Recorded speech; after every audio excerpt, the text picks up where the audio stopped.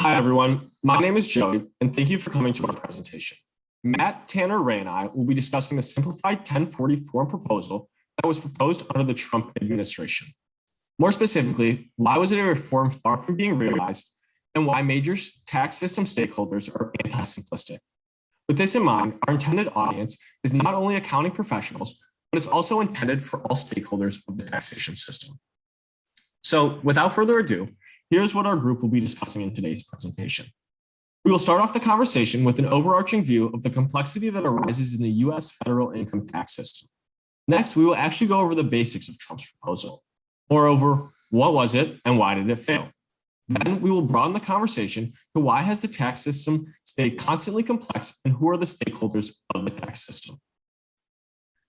So to start off, since the Tax Reform Act of 1986, further simplification of the tax code has been a constant topic of discussion. Taxpayers advocate for a simpler process that doesn't require a heavy time burden to complete. However, as can be seen on the screen, the tax code helps support diverse activities.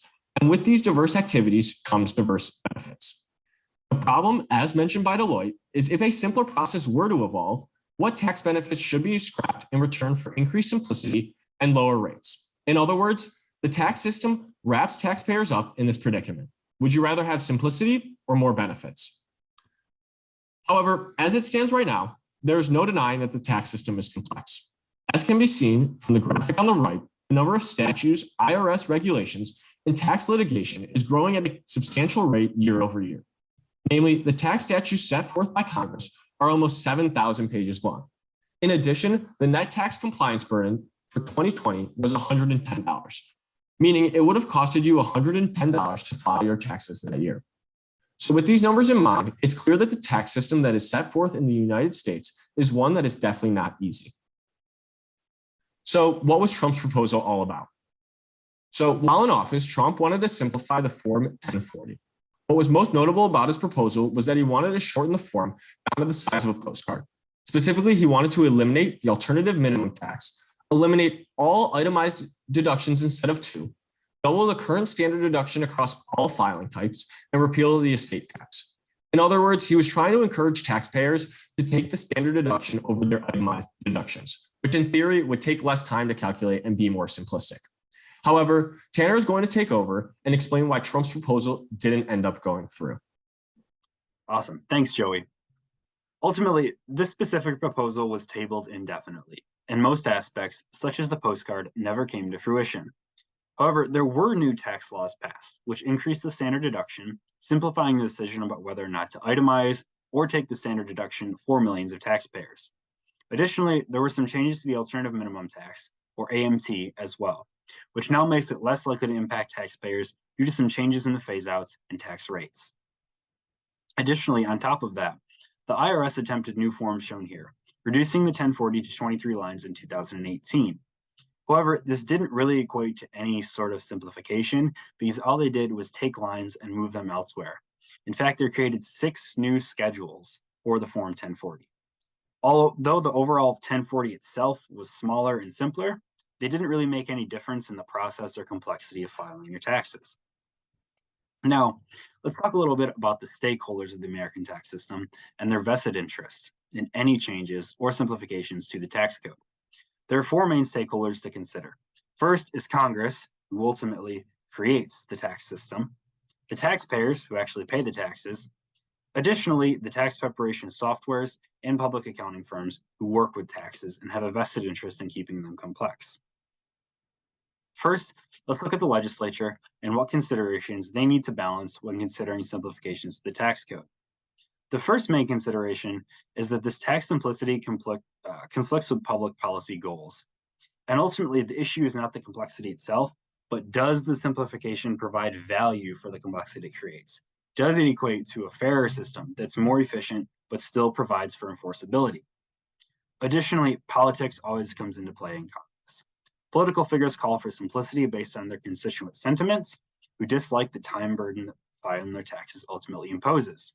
However, although this complexity imposes a significant burden in terms of time on filers, the complexity itself generally equates to more tax benefits for filers in the form of different deductions and credits that they may claim. Now I'm going to pass it off to Matt to discuss our other tax stakeholders. As Tanner mentioned, Congress, the legislative branch of the government, is the source of all tax statutes, which eventually flow into IRS regulation and judicial precedent through litigation. But who are the stakeholders who are on the other side of the creation of complex tax policy? First, we have individual taxpayers, specifically in this case of higher income brackets. This segment of individual taxpayers enjoys the benefits from the complexity of our tax system, namely because they can afford to retain highly qualified and knowledgeable CPAs such as yourselves, and if necessary, legal counsel to represent them in tax-related matters. These tax professionals can navigate the intricacies of the tax code to find tax loopholes, credits, and other strategic decisions that the taxpayer can make to mitigate their tax liability. Additionally, higher income earners typically have diversified assets, which if different investments or other property is sold at a gain, can be taxed at preferential rates. Lastly, high earners benefit from itemized deductions disproportionately as they have deductible activities that exceed the standard deduction more so than lower income earners. 61% of the benefit from itemized deductions is attributable to the top 1% of earners. Conversely, lower income taxpayers generally do not like the complexity of the tax system, but typically that's because of the time and cost burden of tax preparation.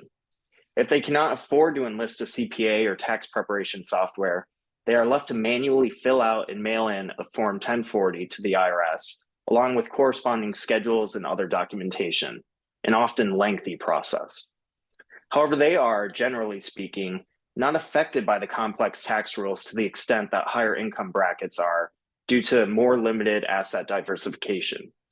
Therefore, their tax return process will not navigate as many schedules and enlist as many deductions, credits, etc. Lastly, to simplify the calculation of their annual tax liability, the IRS provides tax tables for those earning less than $100,000 in taxable year 2022, which gives the tax liability directly for all AGIs between $0 and that cutoff mark. We next look at two intermediaries, the first of which is many of your employers, public accounting firms. Very simply, they profit off of tax complexity. Their services are more valuable when individuals and companies have a higher opportunity cost and wish to outsource the preparation of their tax return or obtain strategic tax consulting services to minimize their current or future tax liability.